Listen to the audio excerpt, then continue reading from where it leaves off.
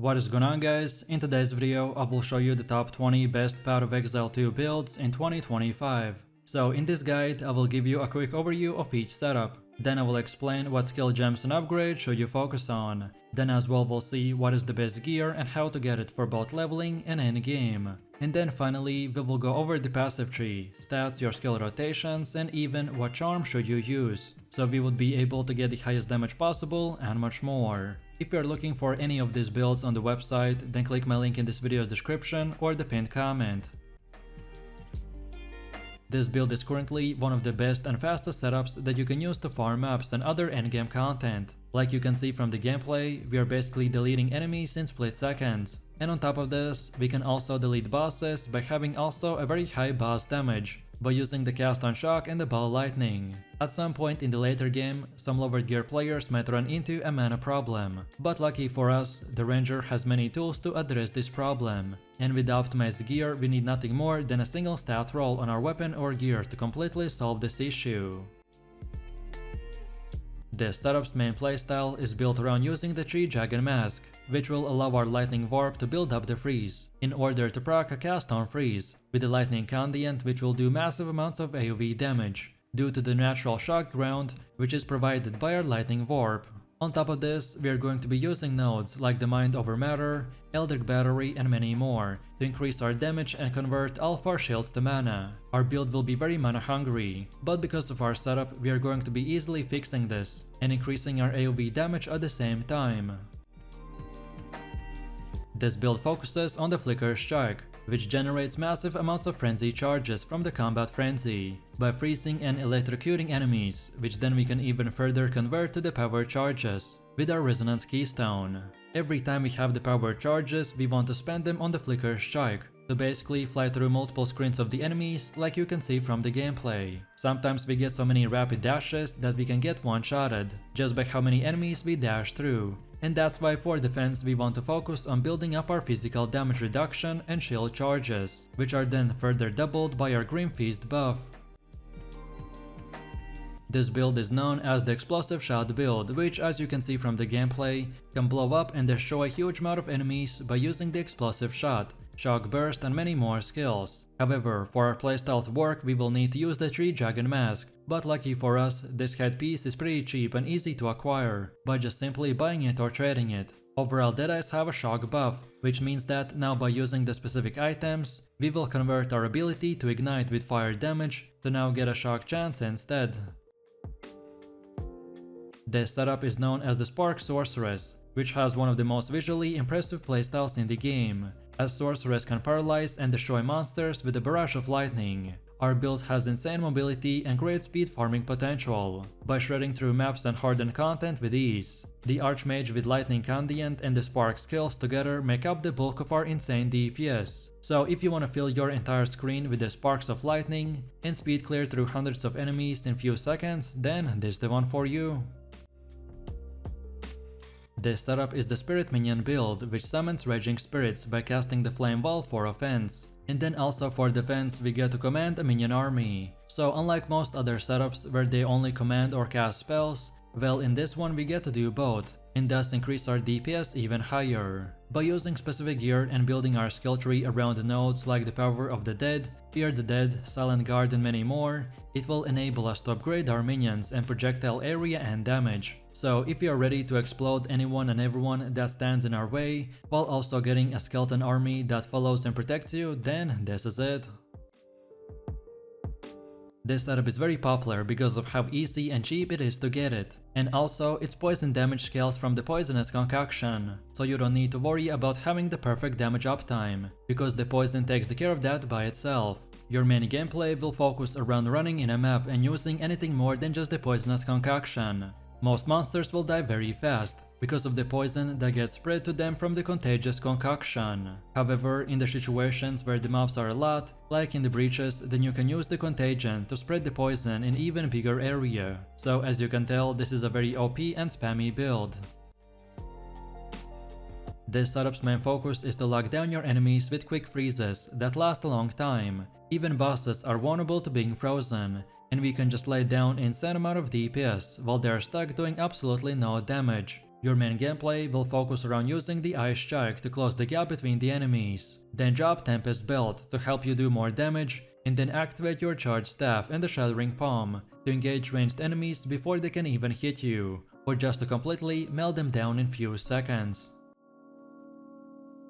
This setup's main focus is built around the Galvanic shards and the Shockbuster rounds, that both act as the shotgun skills, which, as you can see from the gameplay, can melt a ton of enemies in split seconds. Our playstyle is built around the shock and the chain lightning, as Galvanic shards have an amazing clear speed coming from the chains. Then the Shockbuster rounds have an insane single target damage, but require shock, so that's why we consistently use the Stormcaller arrow to get the crazy AoE buff and much more.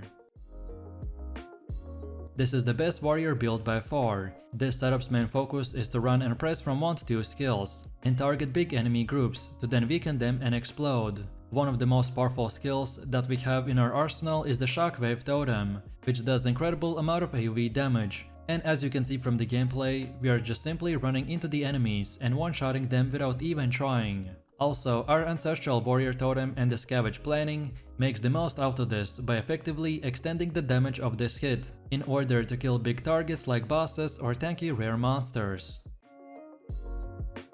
This setup is known as the Bombarding Minions build that mainly uses the Skeletal Arsonist for both AoE and single target damage, while then you can further increase your DPS by casting Detonate Dead, which explodes dead enemy corpses and let us speed farm every single content in the game. This build is the best of both worlds because it combines very quick clearing speed with aggressive playstyle while also having minions that protect you, and at the endgame we will be able to reach from 15 to 13,000 energy shield, which will basically turn us into an unstoppable puppet master. This setup is structured around using the skill Bonestorm, which by itself is a slow clearing ability, but with the right gems, passives and synergies we can make it 100 times better. And this is exactly what we have right here. This build also has 2 variants, so going full crit chance, what I personally use for myself, or perhaps go with the Detonated Dead variant. Both of these will excel at different things, so which one you choose is up to you. The full crit chance setup excels at huge amount of damage. We won't be focusing on anything else besides the massive crits, and stacking as much life as possible, because the more life we have, the more damage we can do in return. This build is pretty much a big AoE warrior that focuses on armor breaking offensively, and then the block defensively. Our main playstyle will revolve around using the Stampede skill, which will charge our character forwards and create patches of the jagged ground, which then are exploded when the final slam portion of the ability is executed, so we will be able to basically one-shot huge amount of grouped up enemies. And on top of this, you will want to invest into the Giant's Blood Keystone, which will unlock the ability for us to use a two-handed weapon in just one hand, so then we could use a shield on our offhand. This setup's main playstyle is built around putting up a frost wall, and then blasting the enemies with the Ice Comet. And as cold penetration and cold exposure is very incredibly OP in the endgame, so this build works amazing on big groups of enemies, where we simply use 2 skill combo and cover our entire screen with the frost projectiles that explode and do massive amounts of damage. On top of this, we are going to be using nodes like the Now and Again, Footprint in the Sand and many more, to simply reset our cooldowns so we can basically spam our frost walls 24/7.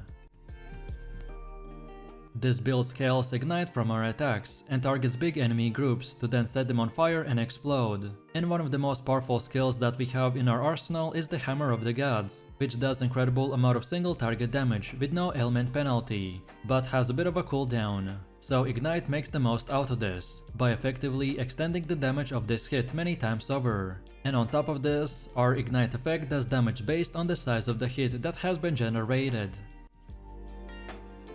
Simply put, this setup is similar to the top tier Invoker build, just made in a lesser ascendancy in the Acolyte. This build will offer a unique playstyle which is focused on lightning damage and the manipulation of the darkness powers. With the strong defensive capabilities of Embrace the Darkness as well as the Life and Energy Shield Leech, the Acolyte of Chayula offers a great set of tools for survival. But as far as his damage goes, it still can't compete with the rest of the monks. This build's main idea is built around putting up a frost wall, and then blasting enemies with the infinite amount of fireballs. Cold exposure in the combination with the fire skills is very incredibly OP in the endgame, so this build works amazing on big groups of enemies where we simply use 2 skill combo and cover our entire screen with the projectiles that explode and do massive amounts of damage. On top of this, we are going to be using nodes like the Scoring Winds, Constant Gale and many more to increase our cast speed and mana, so we could basically spam our frost walls and speed farm through every content. Most of the grenade builds were really fun when the game just released, and they really haven't got any major nerfs. However, what really happened is that players figured out better builds, so for now the grenade setups have fallen a lot. This build is structured around detonating the gas grenade with variety of detonator skills, such as the explosive shot or the explosive grenade, to create a screen-wide explosion that can one-shot massive amounts of enemy groups. Offensively, the gem-studded Ascendancy allows us to create 2 copies of any support gem, which greatly improves our clearing speed, utility, and single target damage. So when we combine all of this, we can then create this build that has insane clearing speed and with this type of run and gun playstyle. This setup's main focus is to scale fire from our attacks and target big enemy groups to then set them on fire and explode. We are going to be taking advantage of the seemingly limitless power scaling of the demon, and then the massive damage of the fire skills. You will start all maps in the demon form and kill enemies, while its effect ramps up to 70 to 100 stacks, which then we disable the form and instantly reapply it to start the demon flame ramp all over again. And this way we will be able to stay in the demon form forever and have really good DPS at the same time. This setup was very popular in the initial release, but now it has fallen quite a lot. The Tempest Fury build focuses on a huge speed and distance buffs to then proc a cast when shocked, and summon hundreds of lightning balls to shock the enemies around. It also utilizes the cast on critical to occasionally spawn Orb of Storms to increase our CC and DPS potential even more.